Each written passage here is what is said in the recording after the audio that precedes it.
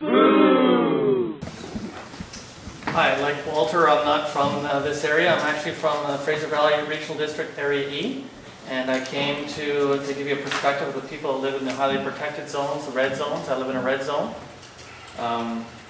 Randy Hawes said on CBC Radio a few months ago when we were being interviewed that I'm a NIMBY, I'm just concerned about my own backyard. And one of the things I'm here to tell you is that I'm not only concerned about my backyard, I'm concerned about your backyard and Randy Hawes' backyard.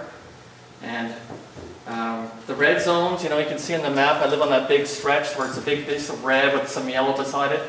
It looks like it's protected, but what you maybe don't know is there's only one road through that whole area. So anything that happened in the yellow would go into the red and be trucked right through all the red areas. Another thing you may not know is that during this time, it's the last call for red zones. So the mining officials here, the mining companies, this is their, 6-year warning they've had. They've got probably another year up until literally the last hour. There's provisions in the APP that will allow them to apply for a permit inside of red zones. They will then become green zones. If they have trouble getting any of the paperwork done, under section 3.2.1, which I'll direct your attention to page 10 of that document, it clearly tells them exactly how that they can have extended time, that they can get all their paperwork in order, that the FBRD and the province will help them get all their paperwork in order to make sure that red zones become green.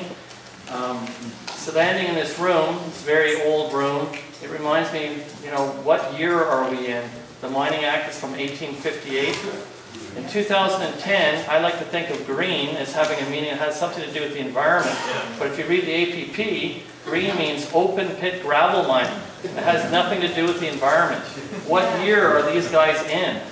When they put the Mining Act in 1858, there were no cars. People rode around on horses. This act still has that same mentality. It makes you wonder who wrote that and from what perspective and whose interests were they looking at when they call open pit gravel mining green. There's something seriously wrong. It's the green light. It's the green light. It's green like money. It's green like money. That's what it is. When you hear comments from the FBRD, which are generally a good body, I must agree, and I really love most of what they do. But when I hear them say that they don't have 10 cents, like your input is not worth a dime, because they didn't want to spend the 10 cents to send out a public notice, you know, bulk mail, to say that this was coming up. They couldn't afford it, but they could spend 6 years with the industry. Randy Hawes didn't skip the meetings with the industry for 6 years, but he's skipping the meetings with us.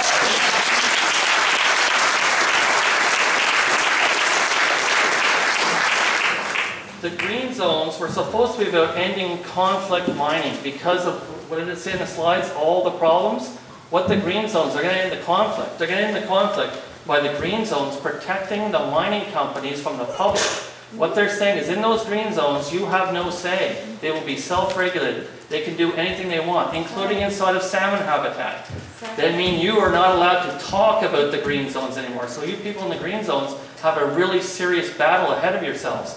This is critical that more people find out about this, and I'm really disappointed that those notices were not put out. I think that is a real disservice that the FBRD is supporting by coming up with that ruse about the money. As a matter of fact, we would even raise the money ourselves and pay for it. That's how seriously we think it is.